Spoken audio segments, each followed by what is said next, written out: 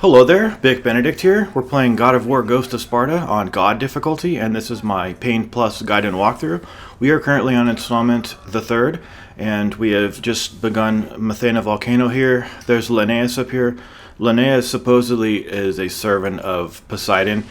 He is tasked with, as far as the lore is concerned, tasked with ensuring the integrity of the Archimedean screw that we will use, to kill the Scylla at the end of it. Now, this part took me 4 hours until I found a sweet spot that when you do it, it should just take you one attempt. No more than a couple minutes. No, definitely not 4 hours.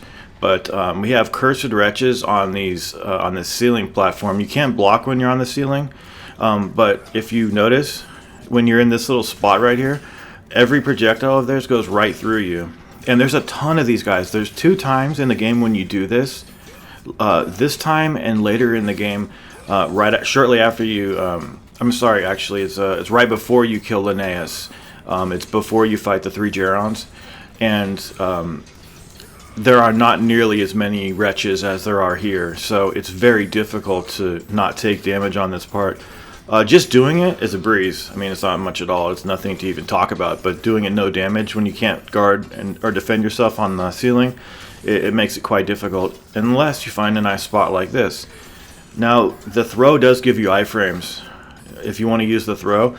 But the thing about that is the times you'll get hit is when there is too much distance in between you and the next spawn to be able to grab them. Because when you're trying to dodge their attacks, it often comes out to where you get hit because the projectiles are so fast and accurate that that they just get the upper hand on you. But yeah, I loved that spot when I found it, but shit, 4 hours? That was a little ridiculous. But of course, you know me, I have to do things no damage, or I'm going to have another heart attack, for God's sakes. How am I doing since the heart attack? Well, I had it in 2016. I still have chronic severe chest wall pain, so I'm very upset that I have it. But if it hasn't gone away by now, it's not going to go away, so I just have to accept it. I'm very upset about it, but I can deal with it and I manage, and there are medicines. So anyway, the fight here is skippable. If you don't want to do it, just run past it. Now, on the fire harpies, we're going to deal with them sometimes in the game. You don't have to do the roll or the combat roll to evade their dive bomb, unless they're close enough to you to where you can't get enough startup and move out of the way. So the best thing you can do on that enemy is just to outrun it, let it land behind you, double back and grab it. And that's perfectly what you can parry it if you want to, but I've found sometimes that when I parry those, they get propelled so far away from Kratos that I can't just parry and then go into a grab. It doesn't work because they're too far away for some reason. So I do parry sometimes, but as a fallback, I guess you'd say. But you can take a hit of damage from them without I'm sorry, not a damage, but if they land and they hit you while you're blocking, it staggers you and it doesn't take damage. But everything else, is trying to attack you probably. So that's not always a good idea. Here's Thera. We've got Thera's Bane. We won't be using Thera's Bane except on automatons and any environmental parts of the map that we have to use. Yeah, so down here, I'm not sure if Linnaeus was supposed to keep charge of Thera or what. I really don't know. I don't care for certain, but I don't know either. Here's the automaton. What I'm going to do is, since we have to use the Thera's Bane, I'm going to use the combos. Actually, no combos. Sorry, I was thinking of another enemy. I'm just going to use the detonating cores by holding square and holding triangle. But in this game that when you hold triangle, it often doesn't work. So that's sad, but it's a reality of God of War. So what I simply do is I just set off enough cores in him as I possibly can, wait for the regeneration to come through, and then just bide my time, finish him off. And if you're too far away from him, he will charge you, but his stomp can be jumped over if you want. You can just jump over it. Doesn't make any sense though, because you can jump over that attack, but the Karis Race ground-based attack, you can't be in the air over it. It doesn't make sense. Like if you're jumping and it's on the ground below you, you still get hit by it. I don't understand the logic of that. But sometimes there just is no logic, I guess.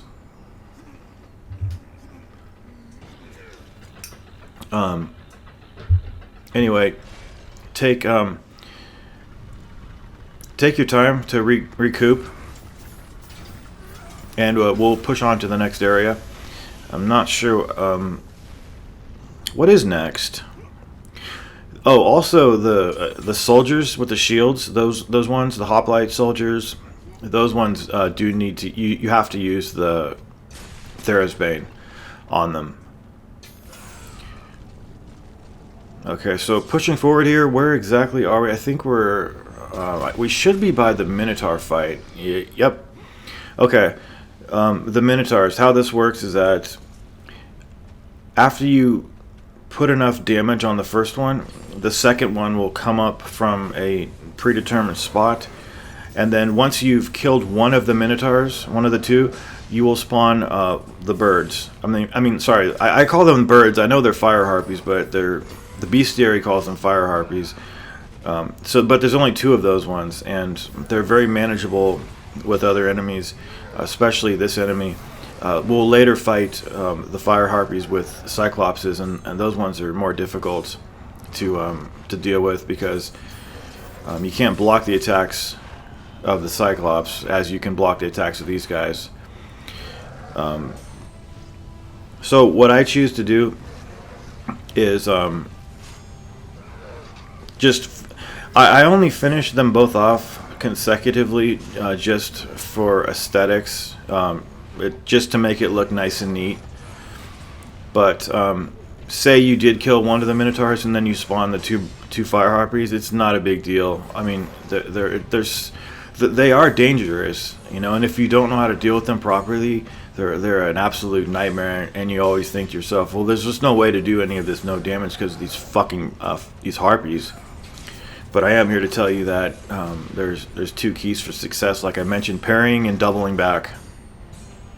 Or best thing is to grab them immediately when they come out of the ground.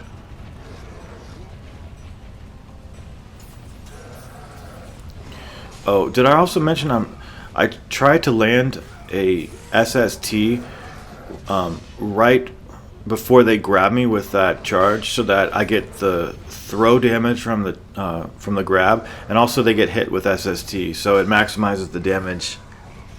To maximize it even more, you could do the super plume, but it requires even more skillful timing than does SST landing, because what usually happens is you'll land SST too early or too late. If you land it too early, the Cyclops doesn't get hit. Too late, and you just can't even. It doesn't work either. It just doesn't come out, and you get grabbed. So here's the birds right here. They really do not give you that much time to grab them at all once they get out of the ground. So unless you're like seeking them out and you know where they're coming from, it's going to be hard for you. Or unless you're hovering in the right area, very difficult to grab them.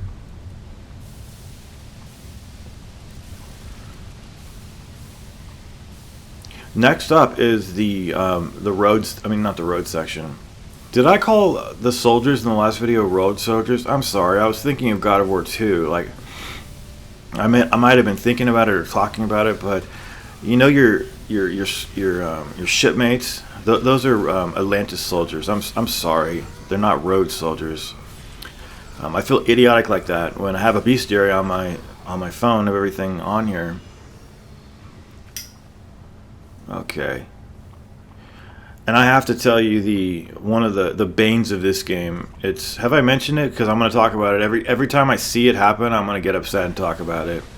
When you do either SST or more commonly with me the super plume, I'm going to save it. I'm going to save it for when I want you guys to see what it is first, because I've watched a lot of Taz 1 playing this game, and it doesn't seem to happen to him ever. So I was blaming my control for a long time. I was blaming the game, but I don't know if it's a mixture of me and the game and the controller. It's a brand new controller, like literally it's brand new. But I don't know. And why do things have to happen like this? It's just ridiculous. Let people turn off moves. I mean, how fundamental and basic is that to understand?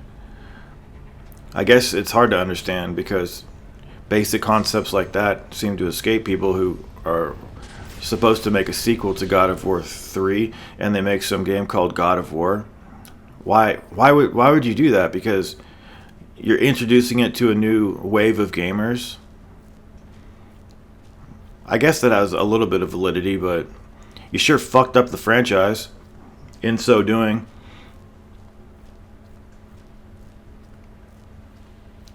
You know, do I sound unfair when I say that? Because did he fuck up? I think he did fuck the franchise up.